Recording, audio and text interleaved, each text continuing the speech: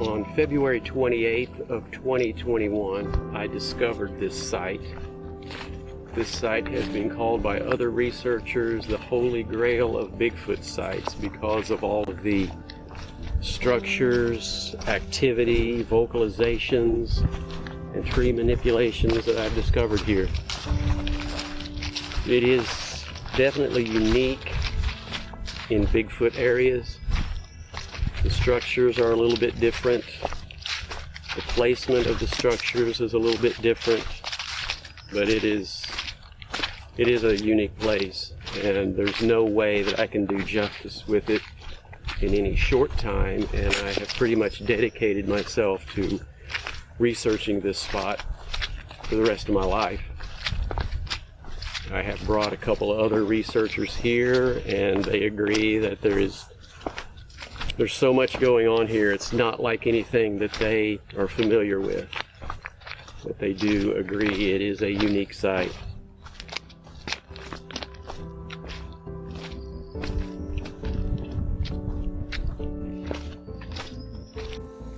And we're coming up on the first pagoda. I call these pagodas because they are domed like an igloo, and they look like something that you might put in your garden. Just a nice garden pagoda. And you can see the artistry of these things. As an artist, I kind of have the feeling that these creatures are interpreting their surroundings. And all of this is kept together with braids. There's no string or twine or wire or anything connecting these trees together. And you'll see by these arches, you'll see as you look at these, it's a tree that has been brought to the center. There's another tree brought to the center, and they've been braided together at the tops to keep these things from springing back into their original positions.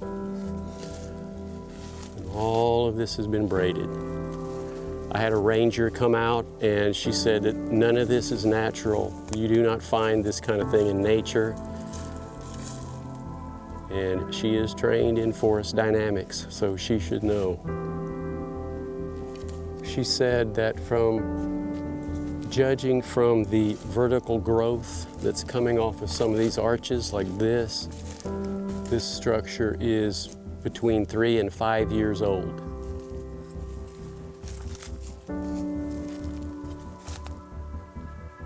It just amazes me every time I look at it. Even the tiny branches coming off have been pulled together and braided. So it's almost like just a project. They were saying, let's just make something really cool. Who knows what the structure is all about? Gorillas will make nests and keep their young in them while the others go foraging. Is that what this is? But it's like they just couldn't stop braiding. Even the tiny little trees like this, they use. All of this is braided and connected to a branch from this tree.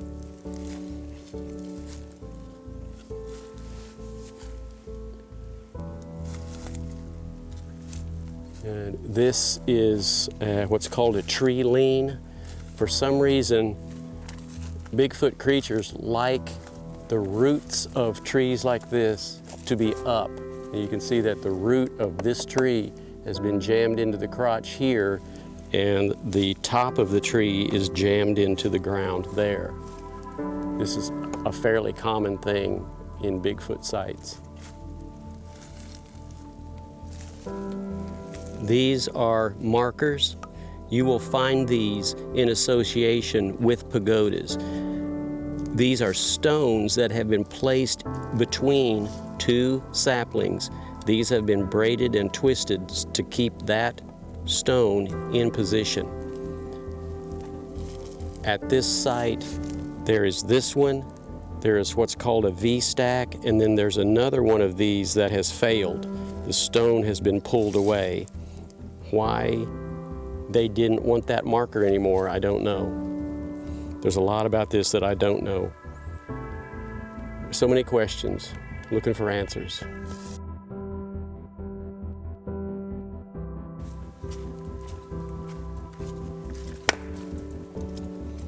When I'm out, I like to do wood knocks. That's one way you can pique their interest. This tree in particular has a nice sound. I like to utilize it.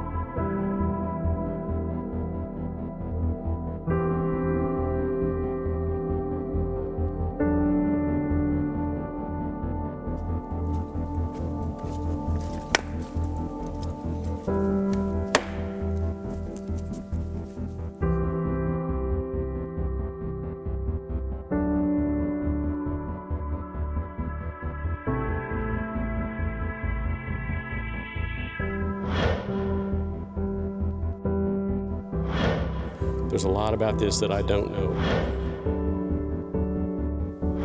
So many questions.